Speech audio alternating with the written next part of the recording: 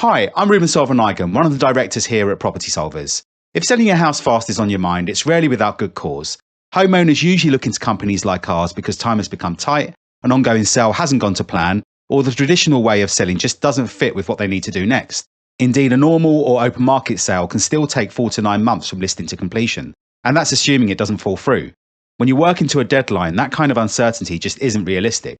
Together with my long-term business partner, James Durr, we help homeowners sell when time genuinely matters. What we take pride in here at Property Solvers is that we don't force people down one route. Our role is to simply help you work through what actually makes sense for your situation, rather than pushing you towards a single outcome. So in this video, I'm going to walk you through the 10 most important things you need to understand if you're trying to sell your house fast in 2026, how the options actually work, where sellers get caught out, and how to avoid making the wrong call under pressure. Let's dive in. Tip number 1, be brutally honest about how fast you actually need to sell. This is the foundation for everything else, and one of the most important conversations we have with people who reach out to us. It's also where a lot of sellers end up wasting the most time without realizing it. For some people, a quick sale is a nice to have. They'd like it to happen sooner, but there's no harsh time pressure. In those cases, the quickest and least painful route is often not a specialist fast sale solution at all. It's simply getting the pricing and strategy right with the estate agent. And this is where I'm going to have a small rant because it comes up constantly. A lot of estate agents start the relationship by telling sellers what they want to hear. The asking price gets pitched too high to win the instruction, the seller gets tied into a long contract, and then after a few weeks, the viewings dry up and the feedback becomes vague.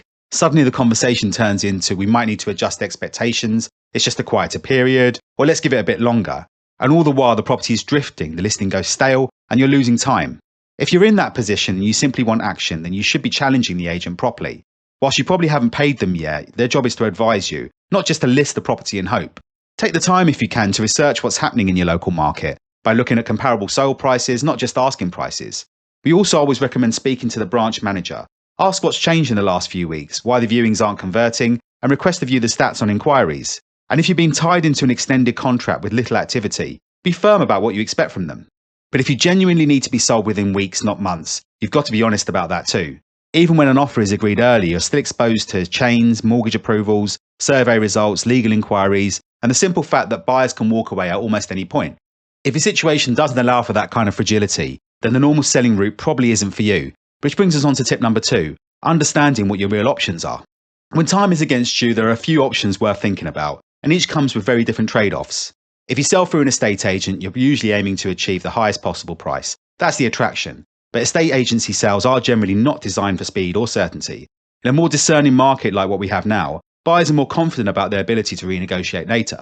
They'll agree a price, then visit it once surveys come back or once they realise you're emotionally committed.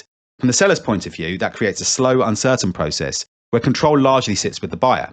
And this is where an auction sale could potentially come in. Rising in popularity in recent years, instead of negotiating first and uncovering issues later, auctions deal with everything up front. Legal packs are prepared in advance, buyers assess risk before they bid, and once the hammer falls, the deal is legally binding, with completion typically following within 28 days, assuming the property is being sold under traditional or unconditional auction conditions. There is usually a trade-off. Selling by auction often means accepting a modest compromise on price, commonly somewhere between 85 and 90% of the RICS assessed market value, depending on the property. But in return, you get speed, commitment, and far less scope for renegotiation. But at the same time, it's important to remember that auctions aren't instant. They require preparation and realistic pricing. And poor legal preparation can still cause delays, not to mention that the sale will not be discreet. When auctions are done properly though, they often deliver speed without the heavy discounts. Tip number 3, understand how sell house fast companies work. Sell house fast companies are often marketed as the quickest solution, and in pure timing terms, they usually are. A genuine operator can proceed without a chain, with just one viewing required, and without waiting for mortgage or external finance. Completion can happen in weeks or even days. Our team here at Property Solvers, for instance, has been able to exchange contracts in as little as 48 hours, with completion shortly after. That certainty can be valuable if time is critical, but it does come with a trade-off. In 2026, most legitimate sell house fast companies make offers that commonly land at around 70 to 75% of what the property might realistically achieve on the open market. That discount reflects risks, holding costs, resale margin, and the fact that the buyer is absorbing uncertainty so you don't have to. In most cases, the sale is structured as a direct purchase, which means there's no estate agency fees and often no legal fees for the seller. At Property Solvers, there's another fast sale we use where discretion matters, and the aim is to achieve more than the typical sell house fast offer. Alongside outright cash purchases, we can introduce your property directly to our investor network. These buyers are more passive, don't carry the same overheads as we do, such as marketing spend, payroll, and other costs associated with rapid turnarounds. Because of that, pricing can often sit higher than a straight cash buy offer. The trade-off is that completion usually takes longer than a pure cash sale, but the investor can often be locked in early, giving clarity on price and direction without putting the property on the open market. Tip number 4 is related to the last one. Beware of the risks of using a sell house fast company. Our industry is far less tightly regulated than areas like insurance, mortgages, or other financial services, and that gap matters when you're making decisions under time pressure. While some sell house fast companies operate professionally, others rely on loose structures, vague commitments, and practices that would never be acceptable elsewhere. That can show up in a few different ways, such as offers that aren't fully backed up financially, contracts that give buyers flexibility but lock the seller in, unclear timelines, or deals that look certain on day one but quietly weaken as the process goes on. One of the most common problems is late-stage renegotiation, what the industry has termed gazundering. For instance, a seller accepts an offer, comes off the market, instructs solicitors and starts planning the transaction to happen, only for the price to be reduced weeks later once they feel committed and short on alternatives. Unfortunately, it's fairly common in our industry, and it's why the fastest option can sometimes end up being the most stressful. Here at Property Solvers, we appreciate that the sell house fast route isn't right for everyone, and we would never push someone into something they're not fully comfortable with. If speed is essential, certainty matters, but it has to be real certainty, not something that disappears just when you need it the most. Tip number 5, check the fast sell company's credentials and track record. As a minimum, make sure the company is properly accountable and operating within recognised industry frameworks. At Property Solvers, we're registered with the Property Ombudsman, are members of the National Association of Property Buyers, comply fully with anti-money laundering requirements, work in line with trading standards, and are regulated by NAEA Property Mark, primarily for our work in the UK auction sector. That means there's proper oversight, a formal complaints process, and real accountability if something goes wrong. Remember to also check independent reviews, not just testimonials on the company's own website. Check platforms like Trustpilot and Google Reviews, and also less obvious platforms like Reviews.io. Focus on patterns. Repeated comments about price drops, delays, or pressure once sellers are committed can be far more revealing. With regards to funding, as a minimum, you should be comfortable that the buyer can provide clear proof of cash funds and can proceed cleanly, without unnecessary dependencies or delays.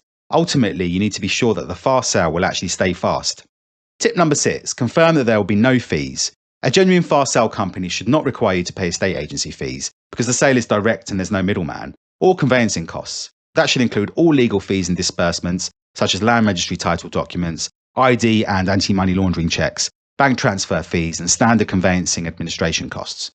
If you're being asked to contribute upfront or cover costs if the deal doesn't complete, then that's something to question carefully. Be wary of arrangement, reservation, or so-called option agreement fees, or charges dressed up as admin or processing. Ask what's refundable and what isn't, and what conditions apply. Hidden fees don't just cost money, they can be used to keep you tied in whilst the buyer decides what to do next. Tip number 7, confirm the buyer isn't relying on a back-to-back sale. This is a big one, and it catches a lot of sellers out. Some buyers who describe themselves as cash only complete once they've lined up their onward sale. That might mean they don't actually commit funds until after exchange, or in some cases, they exchange with the intention of assigning or flipping the contract onto another buyer. That introduces delay and risk, even if everything sounds solid at offer stage. So ask the question directly, are they exchanging and completing using funds they control, or does your completion depend on another transaction happening behind the scenes? If your sale relies on them selling on, whether before or after exchange, you're not getting certainty. You're effectively becoming part of their chain, even if it's not being presented to you in that way. Tip number 8, understand what most sell house fast companies will want when buying a leasehold property. Leasehold sales tend to slow down for 2 main reasons: paperwork and further inquiries. Service charge accounts, ground rent terms, planned major works under Section 20, cladding and EWS1 status, and any history of disputes all need to be clear early on. One of the biggest challenges we see in practice is dealing with slow or unresponsive freeholders and managing agents. Even when a buyer is ready to move, a delayed management pack or missing information can stall progress for weeks. This is why at Property Solvers we pay for the management pack up front and actively chase to keep things moving rather than waiting for it to become a bottleneck. Where possible, we've always found it worthwhile to identify a clear point of contact at the management company and/or freeholder earlier on. Someone proactive who can take ownership of the process and respond quickly when information is needed. In short, assume that early preparation is a non-negotiable. Removing uncertainty earlier on is often the difference between a leasehold property sale that progresses smoothly and one that grinds to a halt. Tip number 9, discuss the possibility of a cash advance if you need it. Some sellers need to access funds before completion, whether that's to secure another purchase, clear debts, or manage a transition. In those situations, it can be helpful to structure the sales so contracts are exchanged earlier, which in practice often means completion follows shortly afterwards anyway. This is how we approach it here at Property Solvers. An early exchange helps bring clarity and momentum to the process, and where appropriate can also allow for earlier access to funds, without relying on informal arrangements. The main thing is to raise this early. If access to funds is part of what's driving the sale, it's best discussed up front so the right structure can be put in place from the start. And finally, tip number 10, confirm there'll be no last-minute price drops. Late-stage price reductions are a stain on the fast sale sector, and there's something sellers need to guard against from the outset. As mentioned earlier, this usually happens once a seller feels committed, short on alternatives and under time pressure. The best way to protect yourself is transparency at the very start. Ask directly what, if anything, could cause the price to change. Survey findings, legal issues, title defects, lease complications. If the answer is vague or open-ended, that's a warning sign. In our experience, the cleanest fast sales are the ones where expectations are set clearly on day one and then stuck to. Quick home buyers deal with complicated situations all the time, structural issues, legal quirks, short leases, title problems, and most of these can be worked through if they're identified and dealt with early. The messy sales where prices get dropped are the ones where the buyer keeps all the optionality and the seller carries all the pressure. A genuine fast sale should remove uncertainty, not introduce it at the final stages of the transaction. And of course, don't be afraid to walk away. If the terms change late in the process or the price starts to drift without good reason, that's often a sign to stop rather than push on. There are other reputable fast sale operators who can step in and take over a transaction in a matter of days, particularly where the paperwork is already prepared. Walking away doesn't mean starting again from scratch, and in many cases, it's the fastest way to protect both your time and your price. So, to draw this video to a close, our core message for anyone looking to sell their property fast is to be clear about the time frame you're actually working to, and then weigh up which route genuinely fits that reality. In some cases, it really can be as simple as a realistic price adjustment, or changing a estate agent to inject momentum without sacrificing the value you're aiming for. In others, an auction or a structured investor sale is the better option. And where speed of sale down to as little as 7 days matters more than price, a sell house fast, cash-based route with no fees can offer the certainty that many sellers need.